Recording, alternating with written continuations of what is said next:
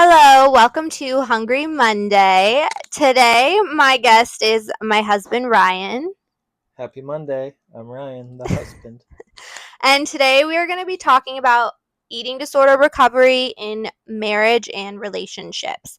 And we're actually going to give you a little bit of a story behind our relationship and how we met and how I recovered and have a successful marriage in eating disorder recovery.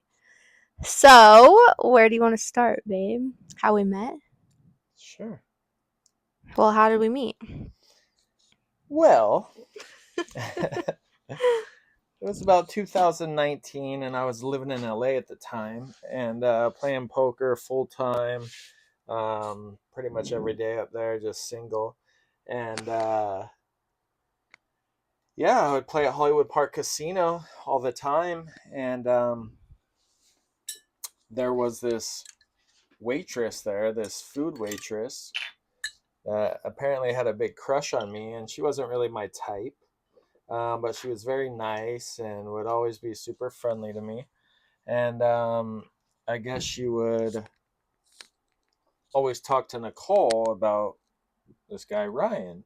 And I didn't even know Nicole played poker, never saw her there where I played. It was in a different part of the casino.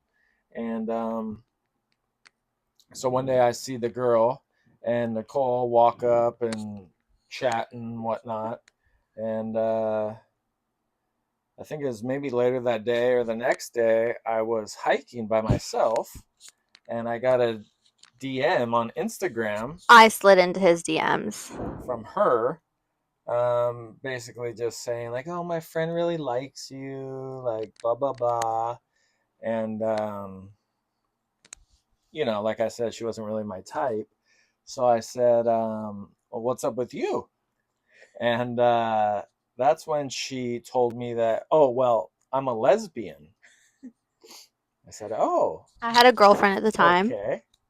So yeah, so then she just became my lesbian friend. And and we were friends for a long time. yeah, we We were played poker. We were friends. poker. We were both in We was relationships. yeah, I was kind of on and off with a girl for a long time, and yeah, that's kind of how it started. And we just always were chatting and whatnot, and yeah. Then we fell in love. But from the beginning, I told Ryan about my eating disorder when we right. I mean, I was pretty open about having an eating disorder, but I told you I was in recovery. Yeah, I mean, I had no idea you were. He had no idea the extent. Yeah, or at the time, I didn't really know what that even meant. Growing up in middle school, high school, you would see those girls that were skinny, you know, like extremely skinny, and you're just like, oh, she's anorexic, not even really knowing what it meant. It was just kind of like a word you threw around. And yeah, I had no idea about the whole world of eating disorders and how dangerous and how many people, women and men, suffer from this disease. And when we met, I was very sick still. I was struggling with my bulimia. And I believe I told him I was in recovery because I was trying to be in recovery at the time, but I didn't want to scare him and be like, yeah, I'm still bulimic. So I just told him that I was bulimic. And to And be honest, I didn't even know what bulimic meant. Like when we first met, like I said, it's like you see a skinny person, it was just like, oh, must be anorexic. It's like, and you just throw that term around, kind of ignorantly, not even knowing. I think actually one of the things that's interesting is that after you met me, you've said this before, like you would think back to like other girls you dated and you're like, oh, I think she had an eating disorder. Yeah, it's true. Yeah, just like after being with Nicole and seeing her habits or things she did, or just learning about eating disorders. Yeah, I mean, there's been several times where I think that girl probably, or just yeah, it's just you just kind of realize stuff that I was so blind to because I never was involved with anyone or experienced this before. So, um, and it's funny now because we'll chat and talk, and she'll be like, "How did you even like me?" And it's like she was so skinny. Like I'm a big guy. I'm 6'4", 230 pounds. Uh, and I just, I was never really into like little skinny sticks. And yeah, I don't know. It trips me out when I see pictures. It was just, I told her, it was like, I just knew she needed me and I needed her. And yeah, it wasn't even like the looks. I don't know. Her face was beautiful, but looking back, I mean, holy moly, she had no butt. Legs were, she just looked sick. But at the time, I just saw this beautiful little face that needed love. I love And you. here we are, 5 years later. Well, we'll give them a little like recap of what happened. I was sick for a long time. We dated on and off, and I was a circus. You know, and one of the biggest things that affected our relationship early on was that I had been sober a long time when I met Ryan, but I was still actively in my bulimia, which meant that I lied all the time because I had a disease to protect, and also trying not to let myself get too close to someone, because if I get too close to someone, then I can get hurt. So I kept like a wall up where I would keep breaking up with Ryan so that I didn't have to fully give up my bulimia, because I felt like if I was with him too much, then I couldn't have both. And the beginning of our relationship consisted of a lot of lies and getting to know each other. And uh, Well, I don't know about getting to know each other because every there was so much lying going on, and it was like she was trying to impress me with all this shit that didn't matter, that I didn't care about, and made me more upset that she was like doing all this stuff, and I just couldn't understand why. But like she but I said, was it's like also she actively she wanted lying to about my eating disorder. kind of have her cake, her bulimia, and also have me, but didn't want me to know. Yeah, it was just it was pretty rough. It was a big um circus. And and yeah, and I really liked her, and we hung out a lot. And then like uh yeah, and then it just like got to the point where when my phone or would go off a call or a text, I was so damn nervous to even look or answer because it was either how much she loved me or she was breaking up with me and can't be with me.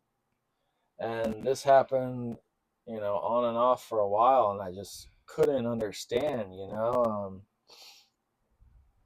I'm not saying I'm perfect or been with all these perfect imperfect relationships, but I never had like really experienced any relationship like this. It was like, so yeah, so it was all new, and you know, good times, sad times. Friends, would think I'm crazy after I tell them what was going on. And I would always tell them, like, you just don't understand. Like, she just needs me and I need her. Like, I don't know. It's just so weird. Like, that I just had these feelings because in other relationships, if girls ever did anything weird or I just wasn't into it, I just see you later. You know what I mean? Like, and for some reason, after all the shit that was going on between us, I just still felt like I couldn't leave her and that her little heart needed me. So, yeah. And, I put him through a circus. huh. I mean, I look back and I feel bad, but I also feel like everything happened the way it was supposed to happen. And if not, I wouldn't be here, or I wouldn't have gotten where I'm at today. But I do remember there being like a changing point, where I finally feel like I was ready to be like 100% with him. And it was when I knew I needed help again. And this was something that like I was fighting before I even met him, that I had been out of rehab for maybe 2 years. And I was sustaining a functional bulimic at the time. And I knew I needed help again, and I knew I needed treatment again because of how bad things had gotten and how I involving someone else and the circus I had put him through and how I was behaving. So I remember calling you and telling you because I had told my parents that I needed help again, and he was gone. You were in a Well, bachelor trip. this was a couple months after I'd made plans and booked a month-long vacation to Hawaii for in December of that year. Oh God. And maybe the day before, 2 days before we were supposed to go to Hawaii, she just sent me that text that broke up with me, and she didn't come to Hawaii. So I was in Hawaii for I think 3 weeks all by myself, and sad. And she just wanted to act like nothing happened and didn't understand why we, I was sad. And so yeah, so after that, you know, He was very upset with me, but in my defense, I was actively in my eating disorder and I couldn't be bulimic living at your sister's house. But continue. so yeah, so I think after that we were kind of, Done. you know, I think I probably blocked her when I was in Hawaii, and You did. she You didn't did. understand why. Didn't understand why we can't be friends. I said I don't want to be your friend. You just canceled on me a day before our trip. Um, so, anyways, but I'd randomly reach out to her And check on and check me. on her and just make sure she was doing okay. And yeah, I think I was actually in New Orleans for a buddy's bachelor party for like a week. Um, and is that when you reached out, maybe? Or we Well, were kind of we were talking kind a of little, talking. just checking in, and she said she was I had trying to go just back into treatment. I had just spoken to my parents and told them that I needed to go into treatment again. And my parents knew when I came to them and told them I needed treatment that it was bad. Cuz I was the type of addict and person that would avoid treatment, avoid hospital as long as I can, even though I basically lived in treatment centers. And I think I also had a lot of shame. I held out for so long asking for help this round because I had already been in 27, 28 different places and I was 27 at the time. So I think I had a lot of shame in that of being like, are my parents even going to deal with this? Now I have a whole nother situation with Ryan. Like, if I fully admit to what I've been doing, is he going to just, I mean, but at that point I was like, what worse can happen? What worse can happen? I've already done the worst to this man. Like, telling him the truth at this point was literally all I had left. And I had called my parents, I told my dad, and they both were 100% willing to get me back into treatment. And I called Ryan. I was living at my mom's at the time, and I said that I was waiting for a bed in a treatment center and I probably won't see him because he was gone. And yeah, and it turns out that there wasn't an open bed in the treatment center I was waiting for. So I was waiting every day for an open bed. And Ryan came home and I still didn't have a bed. And when he came home, what happened? I ended up just coming over. Yeah, just came over to see me and talk, and then I think that's when I passed out in the shower. oh yeah, she yeah, she passed out in the shower once because she was so underweight and probably hadn't eaten, and that was scary. She was we were at my house, and when I was living in LA, and she wanted to take a shower, and I was in the room, and she kind of left the curtain open a little, and then I just remember her like just looking kind of white and faint, and she said, "Can I get her Gatorade?" So I went and got her Gatorade, and she just like kind of collapsed in the shower, and I never dealt with anyone collapsing. I didn't know what the fuck to do. I'm sitting there slapping her face with water, like, "Hello, wake up!" Like, what's, um, try to get her some Gatorade, and I think I knew it was happening because it's happened to me before, and that's why I had asked for the Gatorade. But I just remember him like smacking me, and but I knew where I was at. I was waiting to go into treatment, and every time I'd gone into treatment, it was like, okay, balls to the wall before we go into treatment, and I ended up not getting a bed for like a month, so I was living with Ryan. which is, yeah, kind of crazy, just to go with our whole story is, all the other times that she'd gone into I treatment, got a bed right away. they had always said, that she had gotten a bed right away. And, like we said, I was in New Orleans. She said she was going in like any day, basically. I wouldn't be home for, a few days. And I came home, still no bed. So she came over, you know, hung out. She, passed out in the shower. And I basically took care of her. She didn't leave and stayed with me every day for a Like a month or month. something. He And, ate and every meal and every snack with me for 30 days. until she went into treatment, which is, kind of crazy. Like every day waiting on a bed, and obviously that's when, you know we made love, and she got pregnant with our beautiful But little boy Cash, but we didn't we know at didn't the know. I time. hadn't had like an active period in 5 to 6 years. And I was on birth control to try to get my period back, but I was actively vomiting. So obviously, the birth control wasn't working. And I also just thought I was invincible because I had lost my period, that I just assumed that it would never happen. And we had no idea during that time that I got pregnant. When I ended up actually going into treatment, Ryan dropped me off into treatment, um, said goodbye, and usually they like drug test you and do all that stuff right when you get there. But it was COVID. The like quarantine had just shut down, so for some reason, like there was a back order on the test. I don't know what it was, but 2 weeks in, I remember I FaceTime Ryan and I said, From the green room. there was like a little room where you could call every day, and I called and I said, I have something to tell you. And I remember Ryan was at his desk because he was playing online poker at the time because it was COVID and everyone was quarantined. And I said, I'm pregnant.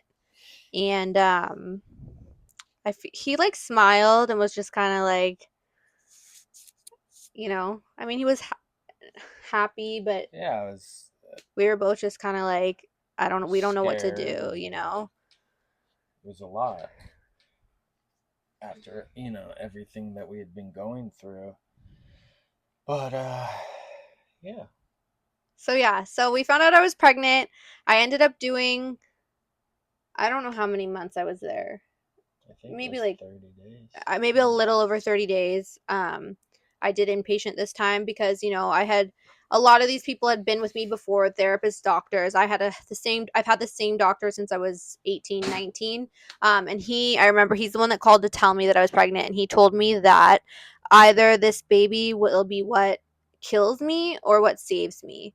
And that he supports any decision that I make, and that basically it's like this is real now. It's not just me, it's another human being. And yeah, and I remember thinking, like, I remember being scared because I never did this before. I never have done recovery. Everything's failed. No one was ever enough. My dad wasn't enough, my mom wasn't enough, my siblings weren't enough, my love for Ryan at the time, that wasn't enough. I kept relapsing, I kept going back. And this time in treatment, I remember in the group of girls that I was with, every day, every decision I made was for Ryan and the baby. And I remember saying in group, oh my God, I can't lose Ryan. This is all I have left and this baby. And maybe it's wrong, maybe it's right. But at the time, I thought this baby was going to be what saves me. And we didn't even know what we were going to do. Ryan was so, and I was just kind of like trying to get better. Like, I was just desperate at this point to do something different. And I just felt like I had no one left to that believed me. It was like, how many times are we going to do this, Nicole? And I knew that. So I wasn't even mad at people around me or my family and friends that were like, okay, let's see if she does it this time. It wasn't that. It was like I was even questioning myself, but I knew I didn't want to lose them. And I remember we'd have phone calls every day talking about it, like what we're going to do. And Ryan would just be like, I pray, that you get healthy and you do this. And I mean, emails and emails, like, and the lies, just praying that I never lie again or relapse or go back. And that's like really what I remember about that time. Um, and we thought Cash was a girl. We used We were to. convinced it was a girl. So while she was in treatment, I would email her pages of girls' names and never even thought about boys' names. So yeah, I would just lay in bed and think about girls' names and email them to her. So we have all the girls' names picked out, and yeah, when she was in there, I would go meet her at a doctor's appointment or just like one, right? Yeah, One ultrasound one or something. ultrasound. They thought Uh, we were pregnant with oh yeah, they thought twins she because was my gonna have twins. HCG was so high. And they took me out in a van and they said that Ryan could meet me there. And I remember being so excited to see him, but we were so nervous. You know, it's like, God, I'm in rehab and we're having an ultrasound. I'm pregnant. Like, what a circus. And our first experience was horrendous, but I mean, Yeah, the ultrasound tech woman was the just the most worst. friendly. But long story short, I got out of treatment. I did recovery for me at the time, which was not throwing up and eating food, and I grew my baby in me. And I was so proud because I was like gaining weight, you know, but I was also pregnant. And you know, everyone was so nervous about me being pregnant, and we were so naive. Like, we just were like, oh, we're gonna have a baby, we love each other, and that's all you need, you know.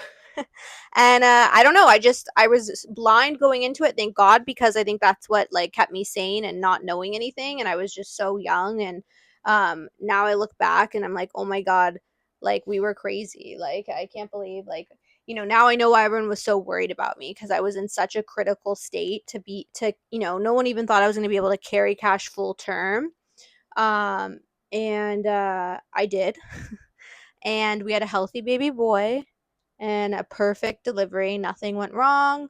Everything went Which is amazing. crazy because like yeah, it's like like the last 4 years since we've had Cash, we had friends or people we Talk know into your mic. with babies, and you just So many hear things about can go complicated wrong, you know, with deliveries. like the Oh, healthiest this or people. that or this, and you're just like, Jesus, like holy moly, we had no clue. We were in there. I was eating Reese's and holding her legs, and Yeah, he was out stressing. He comes was passing Cash, out. and everything was great. But now, when we talk about maybe another one, we're like, oh my God, we're gonna be so nervous. Like the Because we more just we know the more more we now, you know know? now about everything, which is yeah. So, yeah. But we would love to have a baby girl someday in a perfect world. Yes, we would. But back to my recovery. Um, we had Cash. I did everything I was supposed to do. And then motherhood. Right after I had Cash, I came home and I looked like I did not have a baby, and I was very upset because I felt like everything that I had gained in treatment and recovery in the past 9 months, I lost. And I basically started from ground zero weight wise. And as a new mom, I was so overtired, depleted. I was breastfeeding. I ended up actually losing weight postpartum uh, right away when I came home looking like I didn't even have a child. And this was obviously due to the fact that I was very underweight when I got pregnant, but it really messed with like me and my like mental state, because I was just so upset about it. And I remember Ryan being like, you've got this, just trying to be like an emotional support. But I just felt like I was like hanging on by my teeth. I was just trying to not throw up. I was like, back when I got clean, it was like, okay, I just am not going to use today. And that's really how I lived for the first year postpartum. Was I was not recovered. I was not throwing up and not starving, but I wasn't recovered, and I was just getting by. And that's where the huge shift for me happened, was when getting by was like not living to me. Getting by wasn't freedom, and I just couldn't get by anymore. I couldn't sustain a life just biting my teeth to not throw up. I needed to really gain the weight, and I needed to have full freedom and be 100% in recovery and not have like one foot out, one foot in with certain behaviors, certain things, and whatnot. And it was, and I also was like turning into an adult now. I was like, oh, I think you had proposed, like I was getting married, and I also just started wanting to be like, I didn't want to look like a third grade boy anymore. Like I ended up getting fake boobs because my boobs were so destroyed from breastfeeding and from the years of like being so drastically underweight and in and out of hospital. And once I got my boobs done, I was like, oh my God, like I have these huge boobs and this tiny body. And I just wanted to be like sexy. And I wanted to be more like, feel like more of a woman and not just like this little child or sick person. And I also just couldn't sustain our new life of having a newborn, an infant, and just like real life. And I wasn't used to that. I wasn't used to real life. And that's something that I really still She still struggles with real life. real life stresses me out till this day. I mean, I've spent most of my life getting loaded and puking my brains out. So real life stresses me out, but I am getting better at it. So around And then she always yells at me, her mom, siblings. Why do you guys treat me like a child? yeah, yeah. We don't, babe. We're just, looking out for you. But yeah, I mean, when it was for my birthday. It was my 31st birthday, right? Or my 30th. My I'm 33. It was my 31st birthday because you proposed my 30th. My 31st birthday, I said, I don't know where this came from because I hated the gym. I never participated in the I gym in know my when entire when life. we first met, You couldn't pay me to hike. Oh my yeah, God. I still wouldn't really hike today. because when we first met, like, oh, you want to go for a hike with me? Hell no. You ever do yoga? Oh, I did yoga and treatment, but I would sleep through every class. And smoke.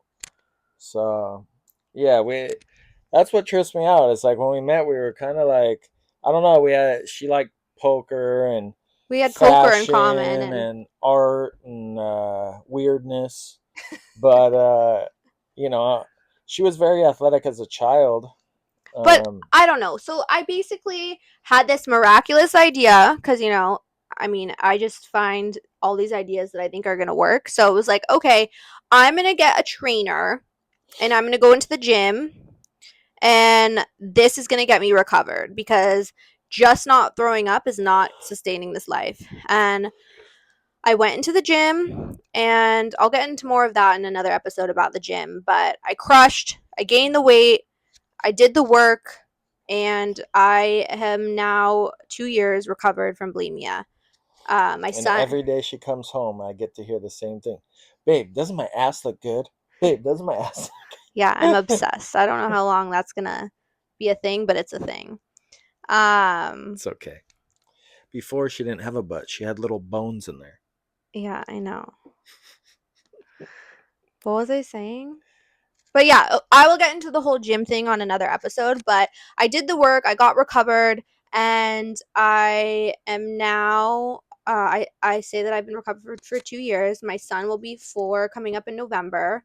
We have been married now 2 years. Almost 2 years, baby. Our anniversary is November 11th. Almost 2 years now. And And it's still hard. days are, yeah, it's still fucking Relationships hard. are hard, marriages are hard. Um, you know, uh, but like I've told her, just like in my vows, I I'd know what you're gonna rather say. go through everything with her than without her. And here we are, still going. We made it. And you know, but yeah, it all takes work. So that's our story. And before we end, I'm going to answer a few questions that you guys asked us. The first question is for you, Ryan. Did you ever feel like you couldn't help me? Um, yeah, of course. I because like I said, this whole disease and world was all new to me. I had no ideas. Um, and all I wanted to do was help her. And I would get so upset or just like frustrated that I I like couldn't help her, or like like everything I was doing at the time wasn't enough. Um, it was like I wanted her to be better more than she wanted, I guess. And And I think that's common a lot in relationships or people that are in relationships with addicts. Until they want to get better, you can't do it for them. Yeah, I agree with that. I think that's very true. Like, yeah, until someone's hit rock bottom or has that reason why to get better and want it, then they're not gonna. And I've seen that family members, friends, and Nicole. So to answer the question, do I feel like I couldn't help her? Yeah, I mean, a lot. Like I kind of felt helpless. I felt like I wanted it more than her at times. I just couldn't understand why she just couldn't, just be with me and go eat and be normal. But like I said, I didn't understand this whole world. And when we met, I obviously was on Google and read books and trying to learn about all this stuff. And so yeah, it's been a lot. And I mean, it's still to this day things come up. I mean, she's a beast and crushes in the gym and is the best mom and takes care of Cash and I, but she still, has her days where she, has random weird thoughts. Ask me if her belly looks big today. Just and it's just that's just kind of how she was wired, and we're just still navigating. Uh, People that know me know I've always dealt with anxiety and used to get panic attacks, and that was a big part of my life. And I read a lot about it, learned a lot about it to understand it more. And I would like to say these days, I kind of have it under control. I don't let the panic and panic attacks kind of control what I do as it used to when I was younger. I would cancel trips. I would make plans around my anxiety because I would it was more, it was the fear of having panic attacks, of going somewhere, being trapped somewhere, flying, being trapped in the airplane, etc. And uh, I lost my train of thought. Okay, you answered that No, question, no, maybe. but I was You're gonna. saying how some days are still rough, and I Oh, asked. yes, thank you, baby. So, uh, And yes, I and do have you my and days. and I to this day will still get random thoughts like, oh my god, what if we're there and I have a panic attack? But I've learned how to deal and kind of talk to myself and move forward, and that's kind of what we're doing with her weird thoughts. And hopefully, one day down the road we just never have to have these weird thoughts. I believe just because you're recovered, doesn't mean that you don't have bad days and doesn't mean that you don't have bad thoughts. I mean, 20 out of or 28 days out of the 30 days in the month or whatever, I'll be like, think I look so amazing. And, I'm so excited about doing recovery and so proud of my weight gain and the journey and everything. And then 2 of the days, I will be freaking out. I think I have a huge, yeah, picking my body apart, freaking out. And then I reel myself back in. It's, the voices still do creep back in, but I have almost 13 years clean and sober. And for the first few years, I had it's normal. Like, this is all normal. I don't know about eating disorders recovery because I've only been in it for 2 years now, but I believe it's a little bit different because I say this a lot. I say, with drugs and alcohol, like, I completely gave up heroin. If someone were to tell me that I needed that I need had to have 3 shots of heroin a day and some mini shots for snacks to like keep myself alive, I would tell you to fuck off. Like, how am I supposed to manage and only have that certain amount? And that's what they tell you with eating disorders, is that you basically have to learn how to have a healthy relationship with your addiction. So the recovery is a lot different, and it's not like smooth sailing. There's a lot of ups and downs. Even when you're at a place that's amazing and recovered, you can still have voices and thoughts. It's just how you handle them. But we have a few more questions. So I hope that answered that. Yeah. Did your eating disorder affect your relationship? I think we've answered that. Yes, a lot. Yeah, I mean, yeah, it wasn't just like, it wasn't so much her doing that. It was more, What came with it? yeah, the lying, the lying, the lying. And it wasn't just me. I mean, maybe another episode we could do a whole recap of all her infamous stories and everything. It's pretty wild. But yeah, I mean, it did have a big effect, obviously. And but yeah, like I said, I never, for some reason, I just can never leave her. Oh wow, that's the next question. Did you ever want to leave her because of it? Well, uh, no, and I didn't ever leave her, but I think, I don't know, it's hard to think back exactly, because there were so many ups and downs in our relationship in just that short span of time with everything that happened.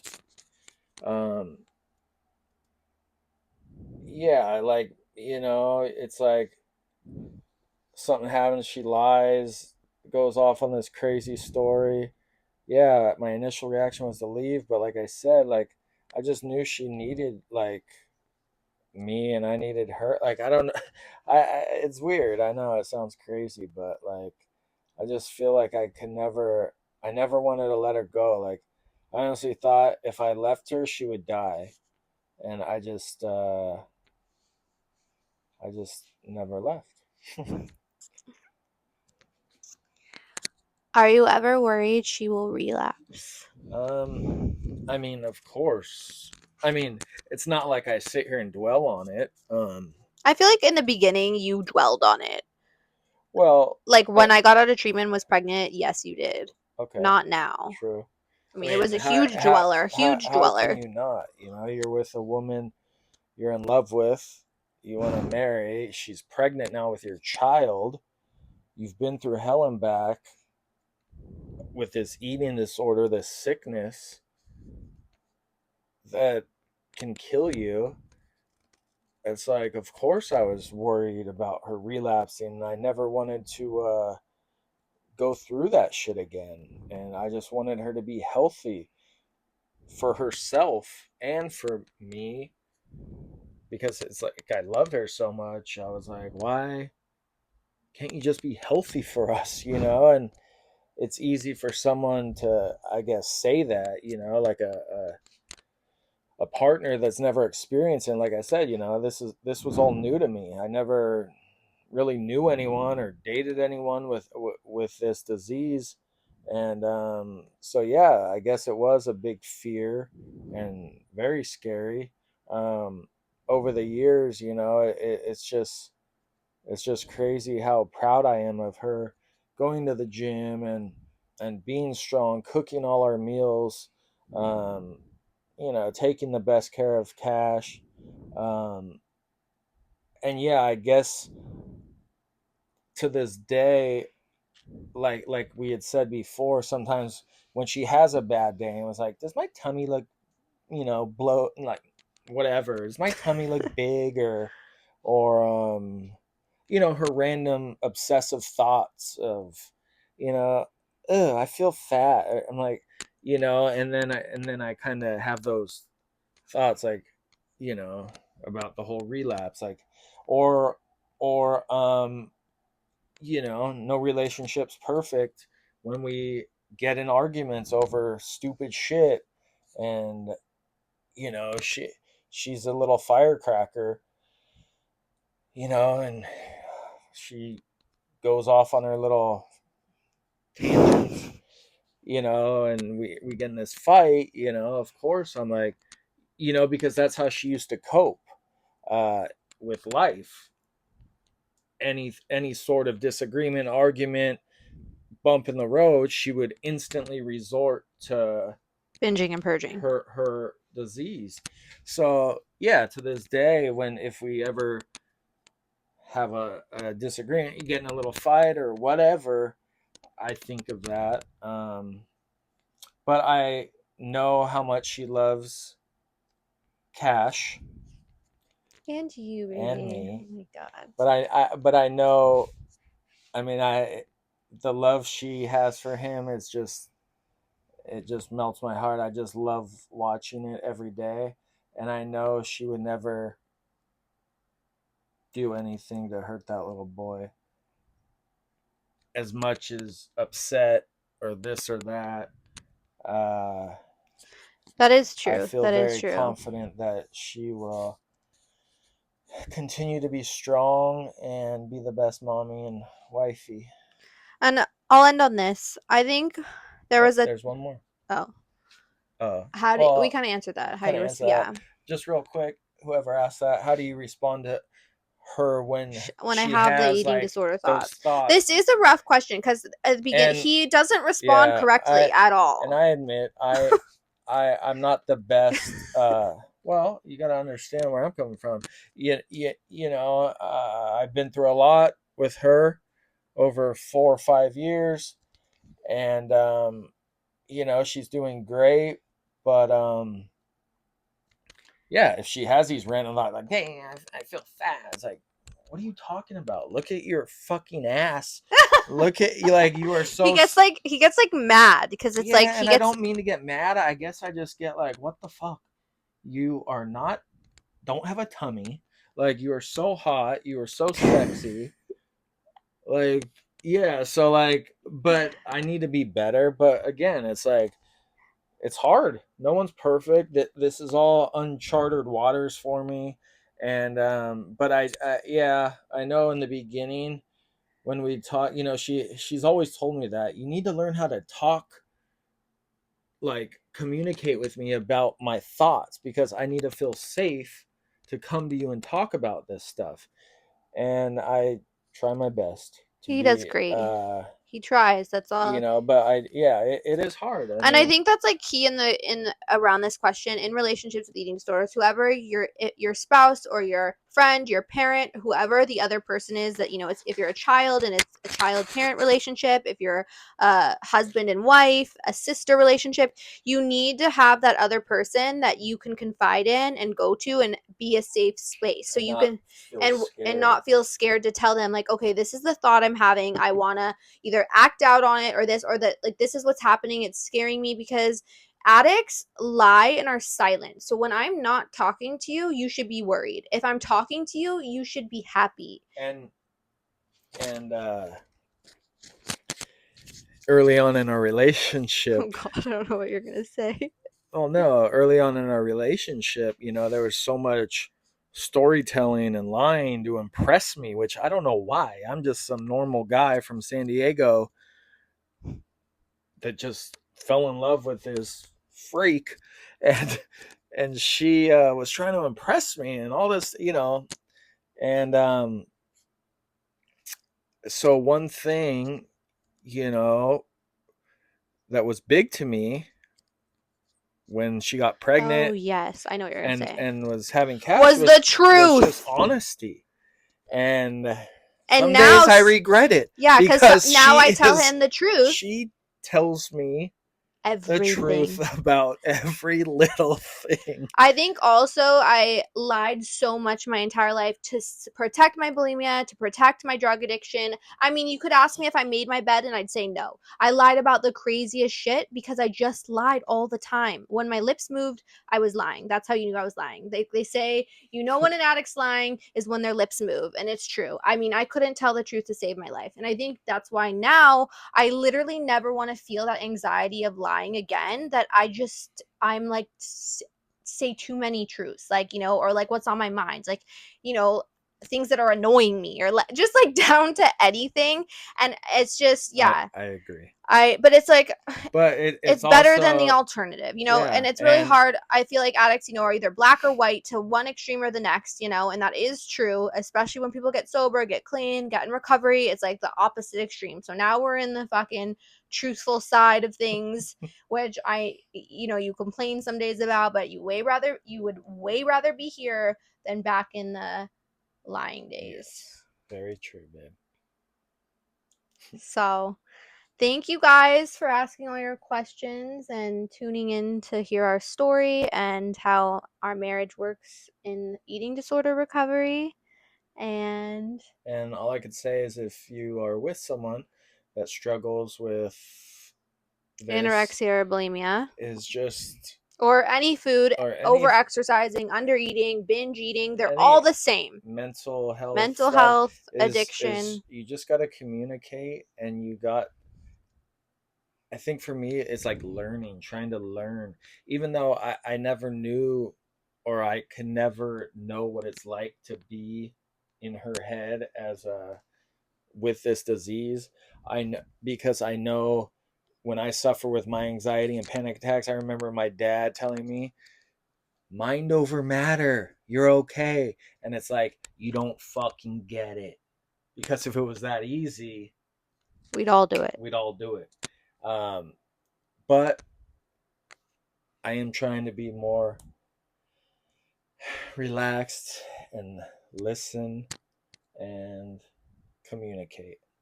So it's all about communication Yes, and honesty. and honesty. Thank you. Thank you. Happy Hungry Monday. Stay hungry.